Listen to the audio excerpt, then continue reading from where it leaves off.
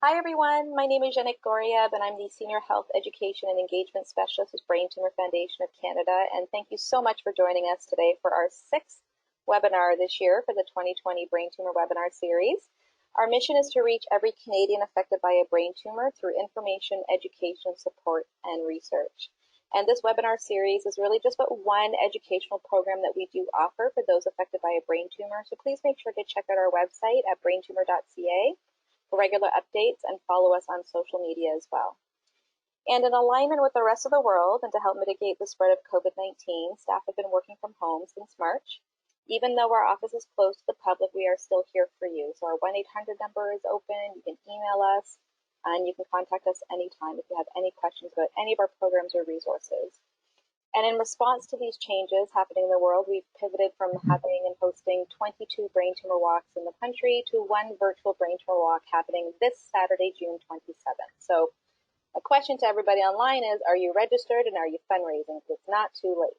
So what does a virtual brain tumor walk mean? It means that although we're unable to get together in person for events, thousands of people across the country are going to be taking their steps in many ways this Saturday, either in their own backyard or in their community, physically distanced, of course, from others.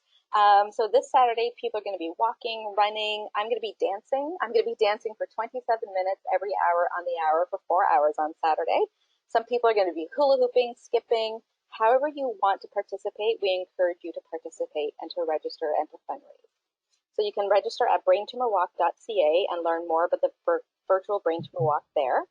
And to kick off the virtual walk this Saturday, we're going to have a live opening ceremony that's going to start at noon Eastern Standard Time, and that will be live on Facebook. And even if you don't have Facebook, you will have access to the link. And we have Canadian radio broadcaster Alan Cross, who's going to be our MC for the opening ceremony. So that'll start at noon. It'll be about 30 minutes or so. And then after that, we're going to encourage people to take those steps that they're planning to take. And the opening ceremony is going to include a message from our CEO, Susan Marshall, some tribute photos and videos, and we're going to be sharing stories and checking in with survivors from across the country. So please make sure you join us this Saturday, June 27th for the virtual Brain Tumor Walk. And when you register, you will also receive updates on that link and everything that's happening on Saturday. And we're really also excited because this year we have a national hashtag sponsor. So on Saturday, every time you use the hashtag virtual brain tumor walk on social media, Al's Flower Pouch by AMA will donate 27 cents for every single hashtag used. So please make sure you get on your socials on Saturday and you share what you're doing and you share photos and you make sure you tag us in as well at Brain Tumour Foundation of Canada. So now to our regular scheduled program, just a few logistics before we get started. Everyone is automatically muted on the webinar, and if you can't hear us or can't hear me very well, please make sure your volume is up. The webinar is recorded, will be recorded, and then is uploaded to our website. So for everybody who's registered today, you will receive an email automatically letting you know when that is available to watch again. We will take questions via the chat window. So there's a section on the GoToWebinar panel where you can type in questions. It'll say either chat or questions. Those will come to me directly, and at the end of Maureen and Tammy's presentation, I will verbally ask those questions so that they can answer them as best as they can. And if we don't have the answer, we'll let you know, and if they're unable to answer the question as well, we'll let you know. But before we get started, I just have a couple of poll questions just to see who is online with us today. So if you take a moment and choose one that best describes you today. Are you a patient or survivor, caregiver, family or friend, healthcare professional, or a volunteer for Brain Tumour Foundation of Canada? So I'll give everybody a moment to answer that. Everybody's frantically clicking. Thank you. Looks like 84% of you have voted, so I'll give you another second. Technology is amazing when it works, isn't it? Okay, looks like most of you have responded. Perfect. So, Maureen and Tammy, just an FYI, currently we have 36% of the people online are patient or survivors, 5% are caregivers, 3% are family and friends, and we have 51% who are healthcare professionals, and 5% are volunteers. One more question for everybody online, and that is, second here. Here we go. How did you hear about the 2020 Brain Tumour Webinar Series? So was it through a communication, through Brain Tumour Foundation of Canada, social media, a family member or friend, online, or referred by a healthcare professional? Give everybody a moment to answer that.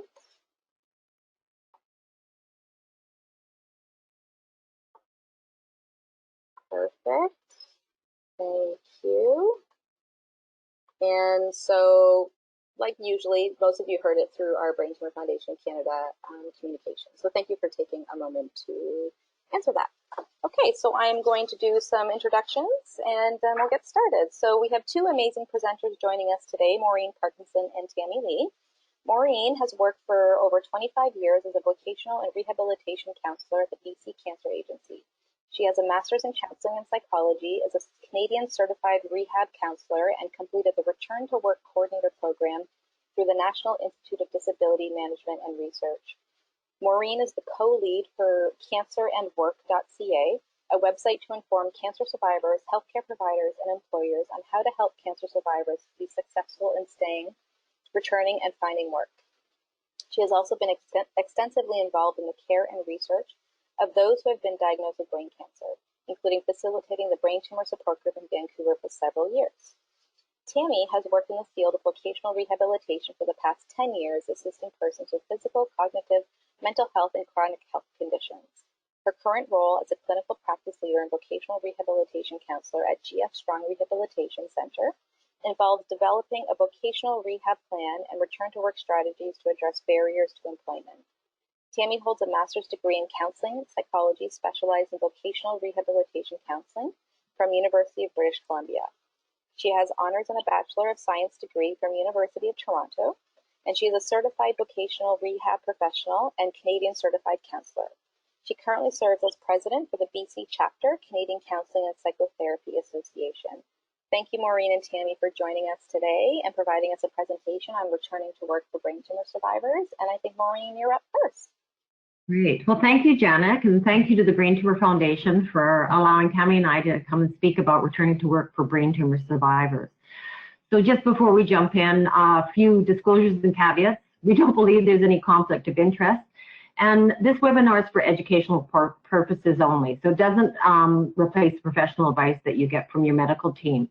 And we're going to talk extensively about the Cancer and Work website, and while this was funded to support cancer survivors, it actually represents best practice research and practice in terms of return to work strategies. So we feel that the resources that exist within this website will be able to help people that have a brain tumor, whether it's malignant or not.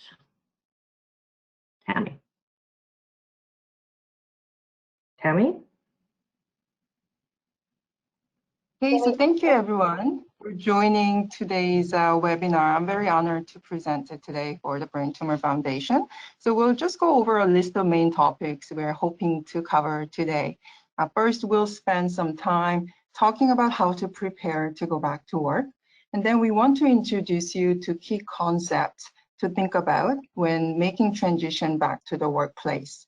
And we will review some key ideas and questions to think about as well, to help improve your return to work and make it more successful. And then we'll talk about some work accommodation ideas. And lastly, we want to share with you some resources about career planning and vocational support.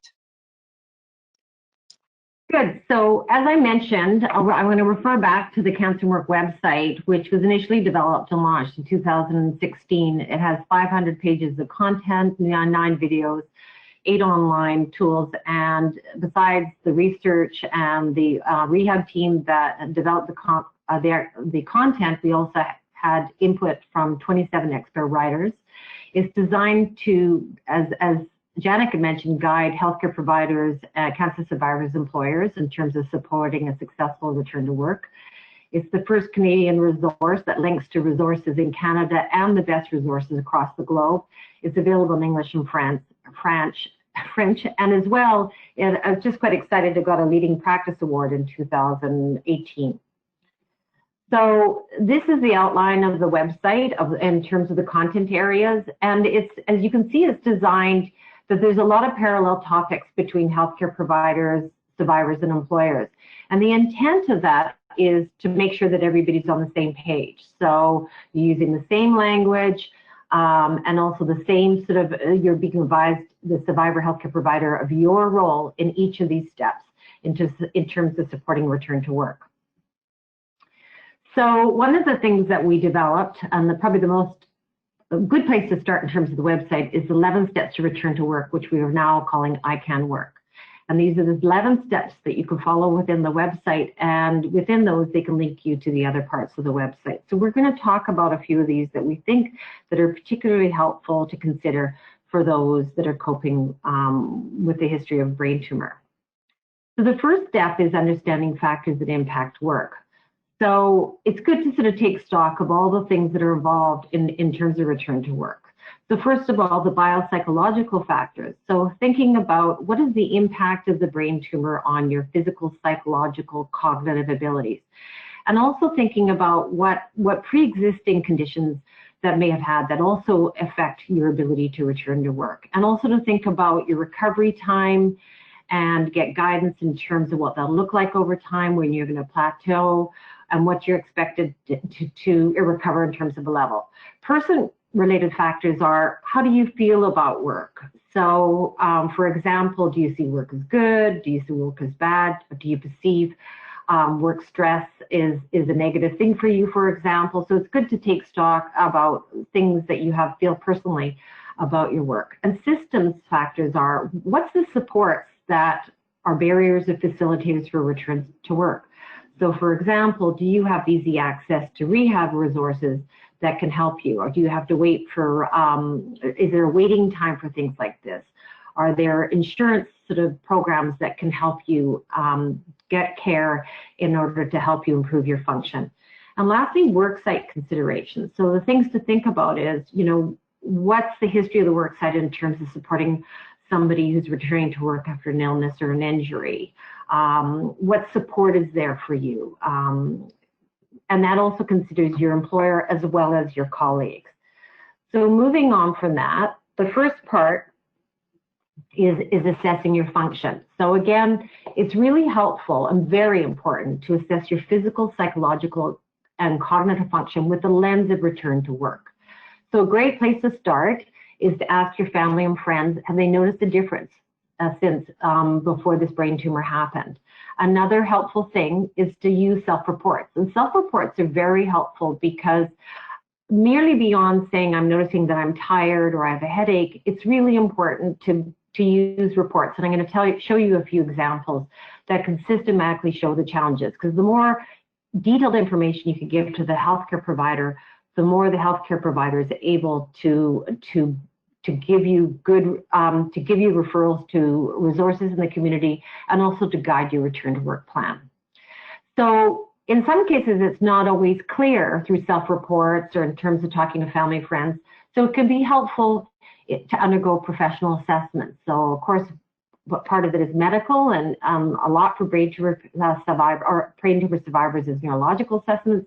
But there's also things like physical functional capacity evaluations, typically done by occupational therapists.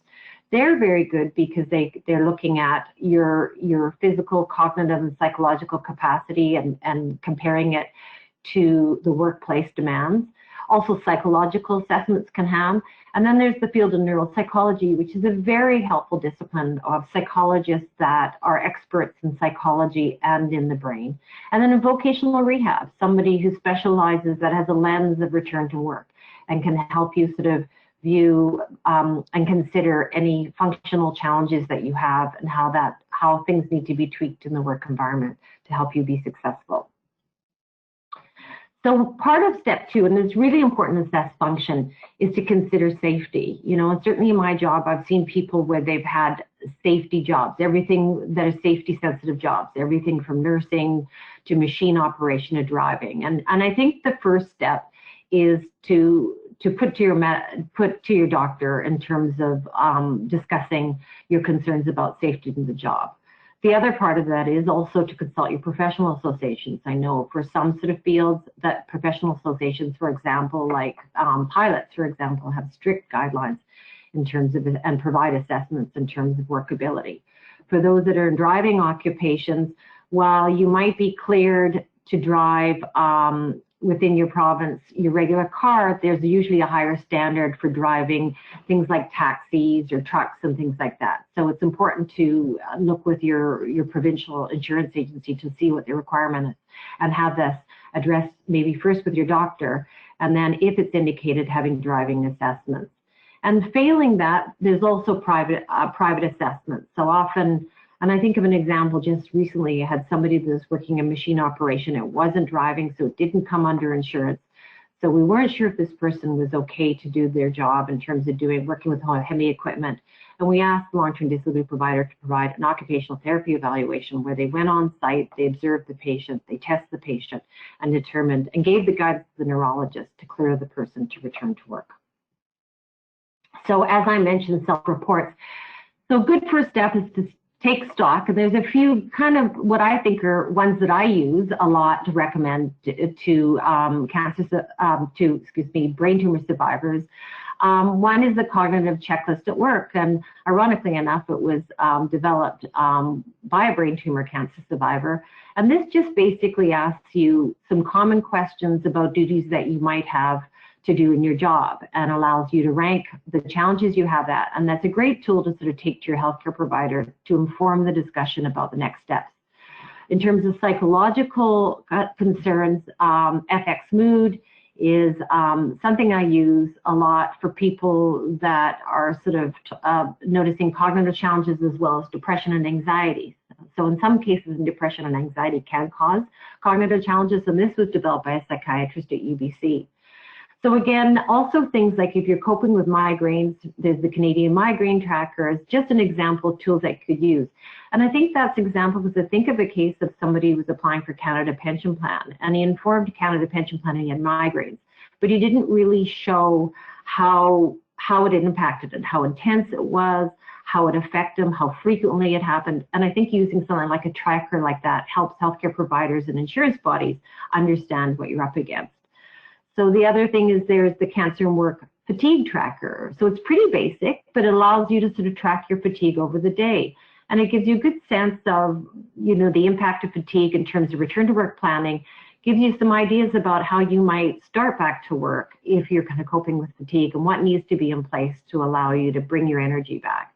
And then the last there is developed by the prior to Tammy, by the previous head of the Strong Voc Rehab department. There was also something that was available in Brainstreams. And it just gives you kind of a checklist to consider symptoms that you might have and things to think about before you're considering return to work. So the next part, now you know your sense of function, is to compare it to the job demands. And a good place to start is to get a job demands analysis from an employer. And you see this often in physically demanding jobs and things like that. And it isn't always available, but the advantage of getting the employer sort of view of it is you get a sense from the employers of what they see is the essential, which is the bottom line duties of the job, and the non-essential jobs.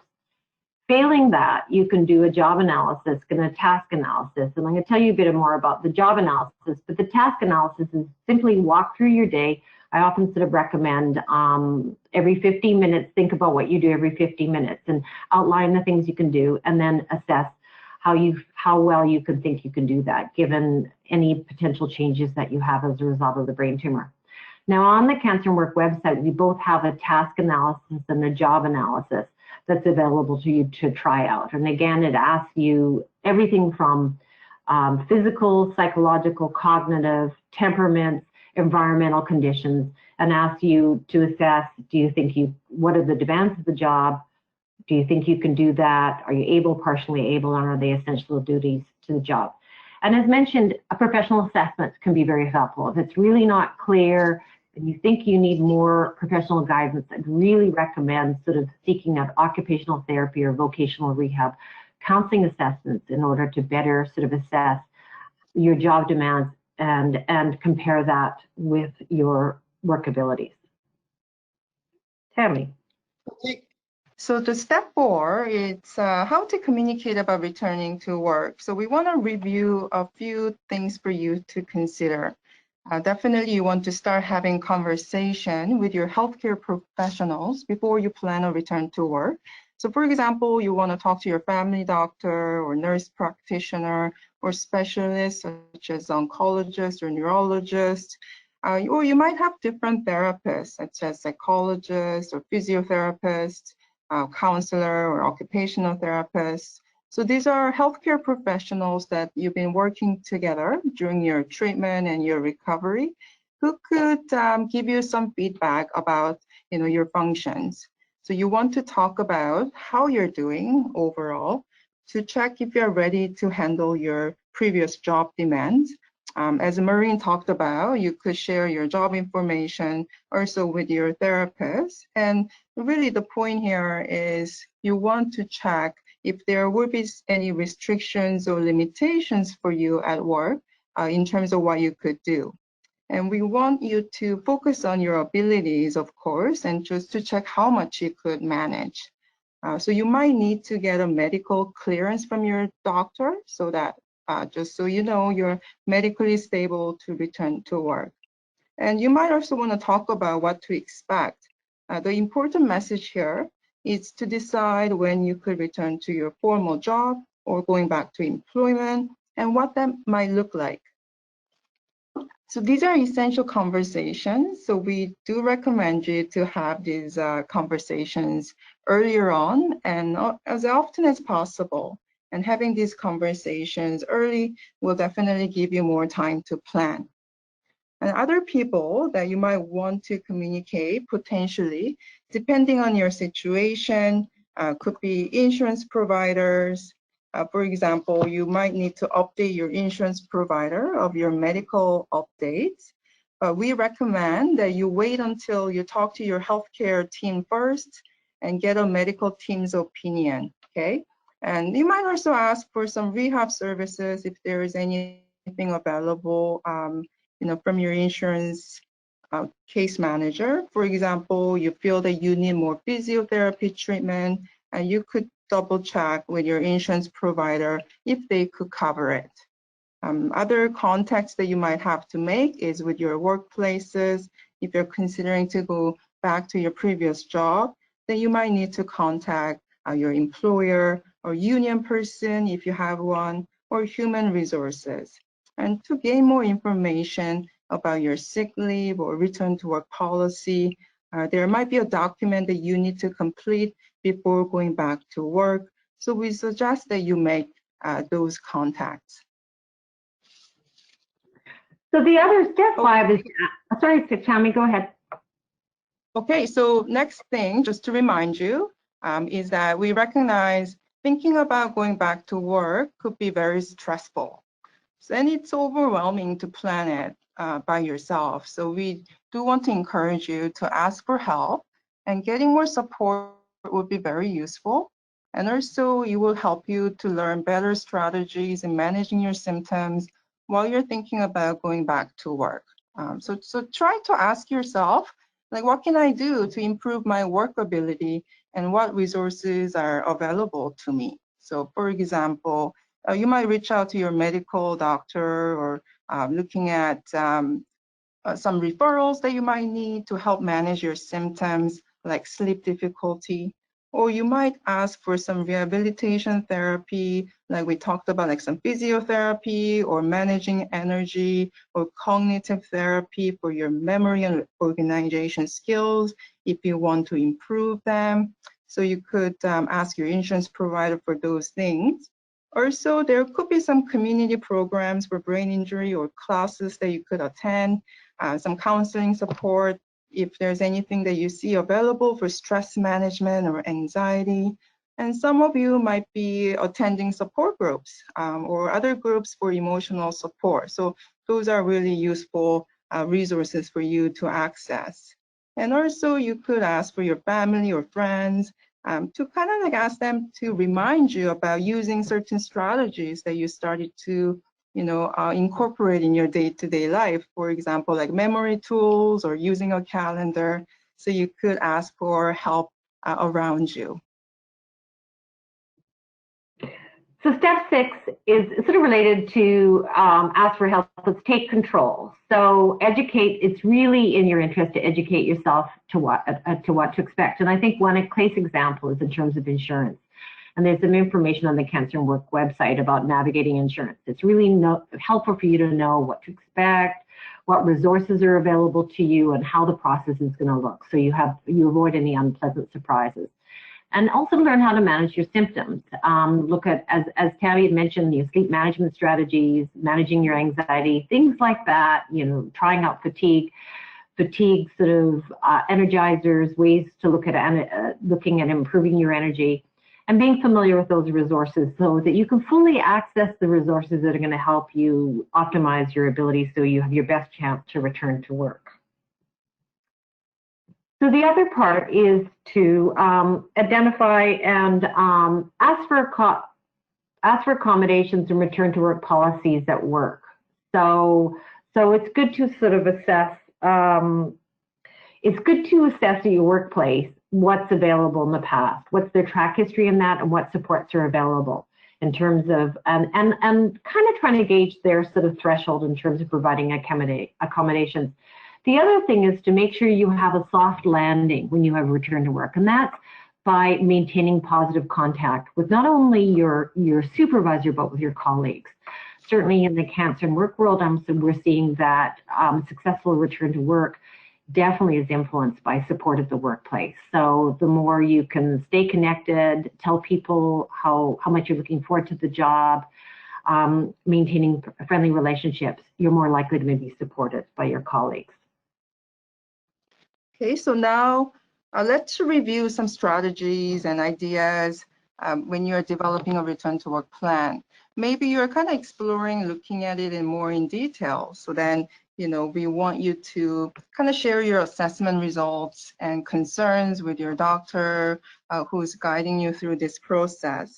But we want to emphasize that each return to work plan will be different depending on your work setting or job demands. And also each person recovering from a brain injury, brain tumor experience different symptoms and challenges. So the plan should really focus on what works for you, your abilities and or limitations. And the Cancer and Work website has more detailed information about what kind of questions you want to think about during this process. So make sure you check that one out. But we talked about it earlier, how important it is to communicate with your healthcare providers to clarify if you have any concerns or limitations to do your job. And if that's the case, then you might need support in the workplace and accommodations. In the perfect world, having a professional guiding you through this process would be the best, but we know that it's not always possible. So we want to share some common work accommodation ideas today. So typically, we recommend going back to work on a gradual basis. And this is the most common type of a plan. Typically, for gradual work schedule, we want to encourage you to work part-time basis. And the idea is to help you build your endurance and get used to work life. Especially, if it's been a while since you work, you will need some time to adjust, and making small steps would be very useful for you. And also remember that there could be a trial and error during the gradual return to work or going back to working again, and you might need to make some changes. So having some flexible plan in mind would be very helpful. So for some people who worked in the past as a full-time worker, you might consider starting part-time or shorter days, or you might want to have a rest day between your work shifts if possible. When you're thinking about going back to your previous job, you might consider having a gradual return to work schedule from 8 to 12 weeks typically, but it could be longer. So you want to have that flexibility and ask for a possibility for extension depending on your progress. And also you want to start with less demanding tasks. So typically, we will recommend, depending on your potential or your work abilities, that you work on a reduced capacity in terms of workload. So you want to focus on type of duties that you are able to do first. And if necessary, you might need to ask for extra time. So you want to be a bit more specific and ask for what type of task do I need extra time for? Is it more for reading documents or reviewing information or writing report? Or is it about like preparing meetings or getting to workplace? And also you might want to avoid working overtime or minimizing travel time. And there might be an opportunity in the workplace for job sharing with your other coworkers. And also you might ask for more help or team support if that's possible, getting more feedback from your team, how you're doing, and if it becomes too much for you and you could ask for extra help, that would be really good. Also, other things to consider would be assistive technology equipment tools such as noise canceling headphone or speech detection software. But you might also look at some adjustment or changes to your workstation or working from home option if that's possible. Again, these are work accommodation ideas, and usually recommendations could come from your healthcare providers. But we do recognize that there could be a negotiation process with your employer, and not everything could be possible. So you need to, work with your employer, communicate with them how you could be more productive if you get this more support and accommodation. So yeah, so as Tammy mentioned, it's good to explore job accommodations and to try them out ideally before, if it's safe. And again, you have to have clearance for your healthcare provider, but to try these out to see what really works for you. And a few other ideas for job accommodation is there's the Job Accommodation Network, which is a U.S. organization, and they list a number of job accommodation ideas related to disabilities. So everything from cognitive challenges and chronic fatigue and things like that. As well as Job Accommodation Network, I understand is also available to you and your employer to guide you on some accommodations. So they have experts in the field that can problem solve with you about what might work in your work site. As well as in the cancer work, we had an occupational therapist from Jewish General to develop a number of common job accommodation ideas for things like seizure disorder and fatigue and cognitive, and a neuropsychologist provided input in terms of cognitive challenges that might be helpful. So it's worth looking into it. So another sort of part of job accommodations is human rights. So an employer has a duty to accommodate someone with a disability unless they can causes undue hardship for the organization. So we do have within the cancer website a list of human rights organizations that exist in your province that you can go to. Essentially, they have a role to work with you, and it's a negotiated process to provide accommodation based on the medical restrictions and limitations that have been identified for you. There's caveats though. Smaller organizations typically are more likely, or may be more likely to sort of claim undue hardship. So again, it's a negotiated process. But if you need guidance, again, these nonprofit or low-cost sort of human rights organizations can give you some advice. The one thing to consider with this, it's good to know your rights, because I think it really helps you feel confident that your employer has a duty to work with you to help you go back to work. But it's not like you want to sort of go in sort of spouting human rights, because you want to look at the long game, which is getting along with your employer and working out a negotiated strategy. But certainly it's good to know this in the back of your mind, that you have some recourse if you feel that you're being unfairly treated. Okay, so here we want to share some reminders about what you can do on a day-to-day basis before your first day at work and preparing for return to work. You want to continue working on improving your daily living skills and really creating a healthy routine for you. You want to, continuously take care of your health, and that would be so crucial for you. And when you're adding work schedule on top of your life. So you want to maybe do some work simulation activities that are mimicking a typical day at work. You might want to get up early and create a better sleep routine. You might need to map out your commute. Is there someone who could give you a ride? Or you might want to make a list of questions that you might have, or making a to-do list when you, go back to work. So you want to kind of work on improving your endurance and tolerance as well. And I think it's really about managing your expectations, what your first day or first 2 weeks will look like. I mean, you will be tired after your first day, especially. And I think that, typically your first month could be challenging for you. So you want to really minimize stressors if possible in your life, kind of getting used to managing your symptoms. And also, you want to avoid booking any other personal or social outings during your first week. Planning for rest time from your workday would be very important for you. Okay, so the step 11 is to monitor and discuss your process. So again, it's not a bad thing to check in with your employer, particularly in the return to work phase, but also we're sort of finding in the oncology field that it should be also following over a period of time how your work is going. Are they noticing any changes, and using that opportunity to problem solve if there's any challenges, and also to look at potential accommodations. The other thing is to talk to your healthcare provider about your progress. So I typically, in the return to work process, encourage cancer survivors to set an appointment with their family doctor halfway through the return to work, just as a check-in.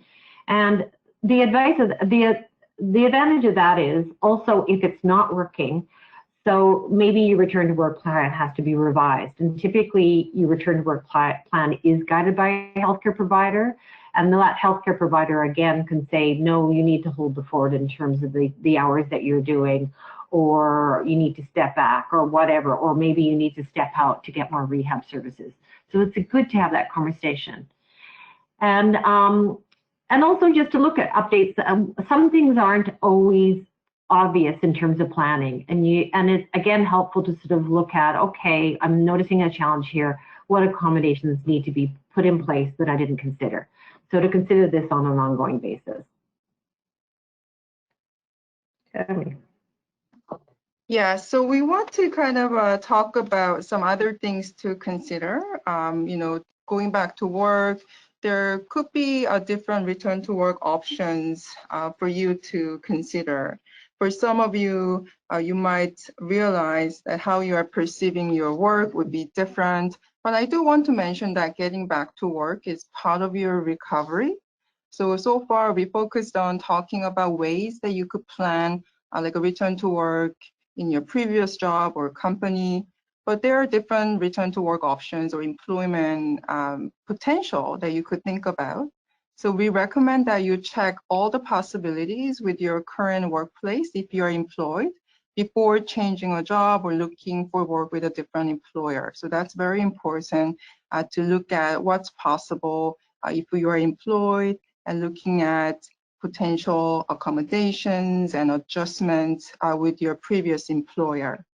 But for some of you, you might be thinking about changing employment because of many circumstances, affecting your current situation for personal, like social, medical reasons. And also for some of you, it could be your first time, planning for employment. So we want to kind of look at what are your vocational potential, and also be careful when you are choosing these different options, just so that you are aware and also have access to different professionals if you could access them, and to get some more feedback and planning support with this. So I want to touch base briefly on some career planning and vocational resources. Because finding a job takes a lot of effort and energy. And really the goal is to find a suitable type of career that is a good match with your abilities and also for your limitations. So you could experience the benefits of working. So you want to take your time when you're thinking about career planning and not rush into making a decision. So this is the time for you to kind of go over what your options are and what kind of supports you have around you to kind of talk about, what are some potential for you to consider. So we want to just point out a few things today that are important and to share some resources that you can take home. So mostly, I will encourage you start asking yourself some questions like, what are my interests? What are my skills and my current abilities? What's my personality like? What could be possible workplaces for me? So kind of start having some ideas, generating or brainstorming some options would be a good starting point. And also you want to have job targets that's realistic. So that would be very important for you. So we encourage you to do some labor market research, talking to people who might be working in the field that you're interested in, and doing some networking just to gain more information. So you might want to check out some vocational colleges or university programs, and they often have a career advising services available there. So you could talk to them and get some more job-specific information. And also, you might have access to like a vocational rehab service in your region to get some more assistance and professional advice regarding this process. And other support might be available through employment programs in your province, some nonprofit programs that might offer job search support, or you could opt to pay for some career counseling if possible. And we want to remind you again that the Cancer and Work website, we cover a lot of career planning tools and exploration. So I encourage you to really check that one out and kind of go over some resources available online and start brainstorming what options that you want to think about. Okay, so that's some career planning and vocational resources that we want to remind you about. And we hope that today's webinar showed the importance of planning for return to work, and that we provided useful information and resources to make your return to work easier. So thank you for listening. Yes, thank you. Thank you, Maureen and Tammy. What an informative presentation. I know that there's a lot of great tips and suggestions that you've shared with our community. So amazing. Thank you so much for that. We only had one question pop in, and then I also have a question for you. The one question that popped up, I'm not sure if you can answer or not, is the gentleman said, I had planned to return to work on July 6th as I had exhausted my short-term disability. What is a change strategy high level given I'm working from home? Any suggestions for this gentleman? Would need more clarification. So what change strategies in light of him working from home? Yeah, anything in particular? That's all. He's actually signed off the. I think oh dear. Well, I know if there's an opportunity around COVID-19 is that more people are working from home, which I think is can be an amazing accommodation for people. Yeah. And I'm hoping what that's going to do in the future is it's going to make employers open to extending this in the future as they see opportunities for this to happen. I think, certainly from working at home, I think it's a perfect opportunity to use a work simulation. So to track your day, to see how it's going, to sort of assess your energy over your time, to assess your function, because these are opportunities to address any challenges before you have to go back to the work site. Great suggestion, thank you. Another question popped up is, do you know approximately what the percentage might be of folks returning to work too early after treatment? I mean, it might be hard to. Both Tammy sort of is working in a rehab hospital, working with people that have brain injury, and I work with oncology. So I can't say say exactly what the research is. I know the oncology research fairly well. We do know that going back soon without considering the challenges can be hard for the cancer survivor if it's unsuccessful. It can also be hard for the employer in terms of a failed return to work. Like I find initially many employers are very supportive and want to go back, but they can get burned out, which is all the more reason why you want to consult with your healthcare provider, and if at all possible, do pre-planning, really look at the challenges and have them sort of addressed in terms of things like rehab. So the problems and the challenges being worked through. That said, I also see the other part, whereas graduated return to work, a lot of people think they need to be 100% when they go back to work. And that isn't typically, that returning to work on a graduated basis is rehabilitation in itself. So it's also a great way to sort of assess function. So it's a bit of a sweet spot on the tennis racket. You want to really be clear about your challenges and try and problem solve them, but you don't have to be 100% before you go back. And that's unrealistic because you're actually technically rehabilitating as part of your graduated return to work. Right. Okay. Thanks, Maureen. Another question popped up is, do you have any advice for someone seeking a job? Do you mention that you had a brain tumor?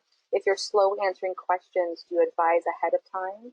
Any resources on the website that you might refer people to, or any suggestions for people online today?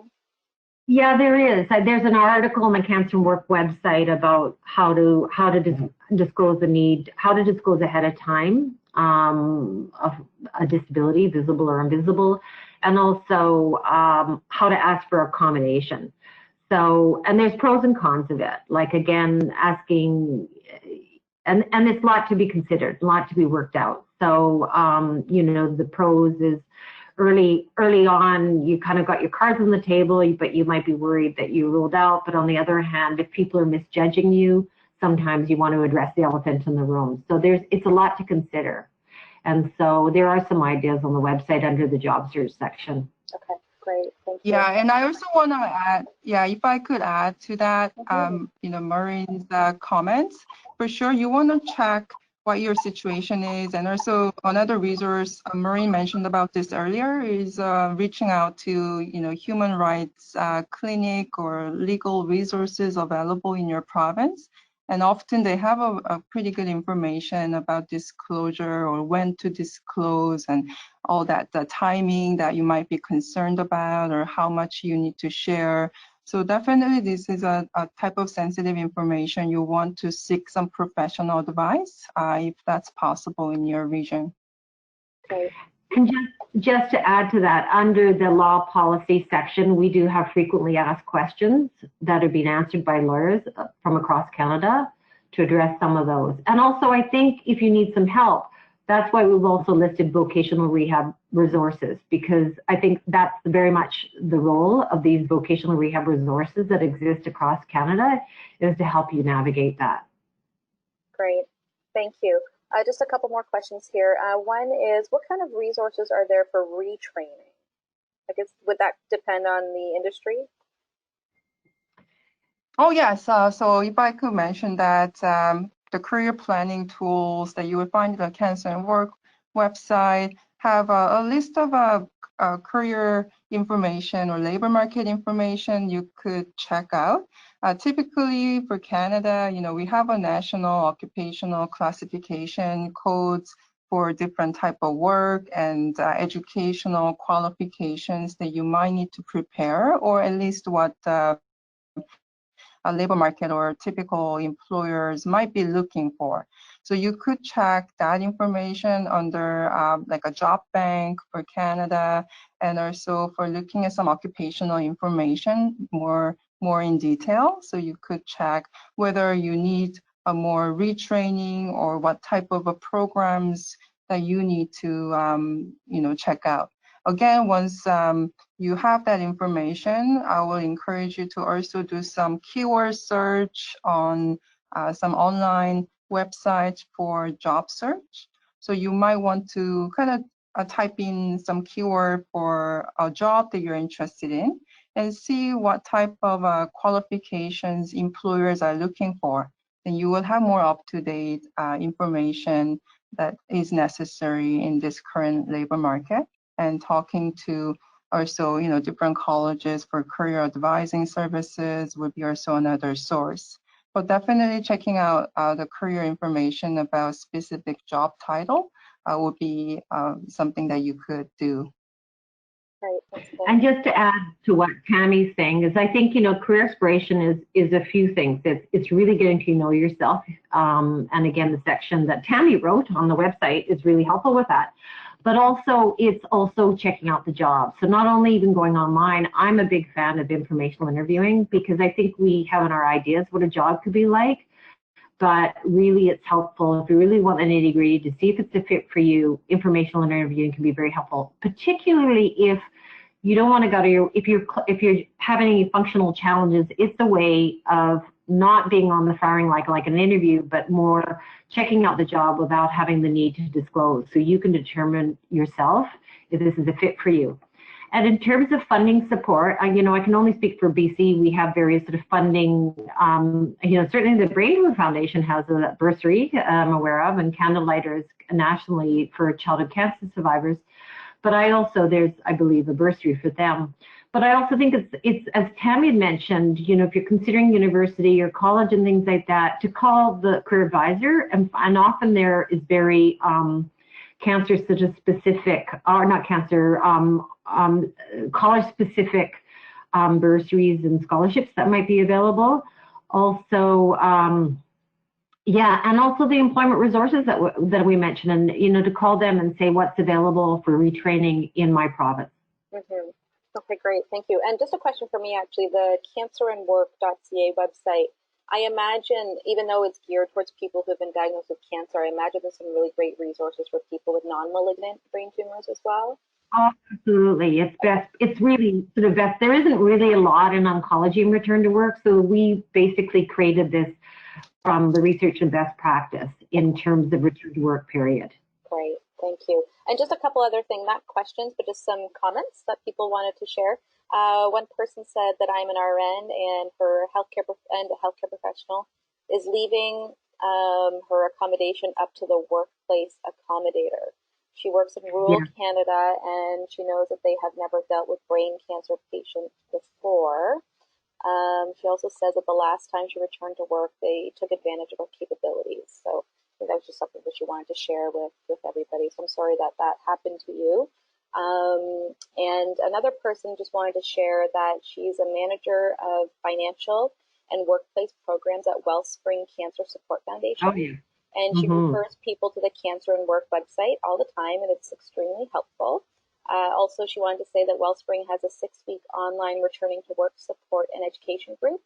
People returning to work can also request a one-on-one appointment with the case manager through their Money Matters program at Wellspring.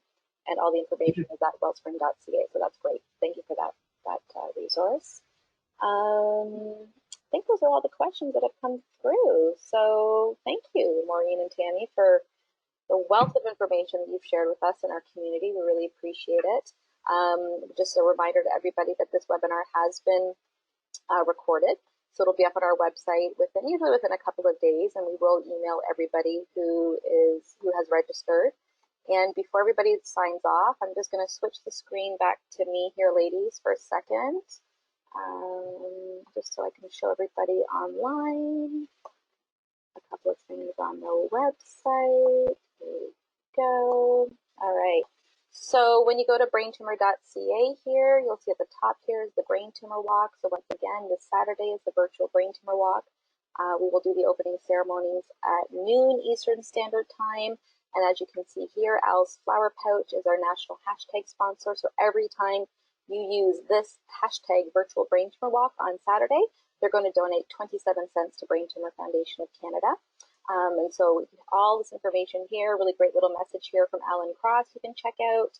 And I also want to mention the 27 Canadians Challenge. So if anybody raises a minimum of $270, you will receive a buff. And that's a really fun thing that you can wear in your hair, on your wrist, on your forehead, whatever you like. And that's just a really great, fun little bonus if you raise a minimum of $270. I also want to mention that our next webinar is with Dr. Carolina Noor, from Hospital for Sick Kids, and this will be more focused on the medulloblastoma brain tumor. And she's going to be talking about why increasing chromosome chaos to target very high risk medulloblastoma will improve patient outcome. So that registration is open, and that's on July 29th. And then on August 26th, we're going to have 4 brain tumor survivors who are going to be sharing their experiences and their stories with us as well. So thank you again to everybody who has joined us online and for all the amazing questions and all the amazing comments. And Maureen and Tammy, thank you again for joining us today. We really appreciate it. Thank you. Okay, take care, everyone. Bye-bye.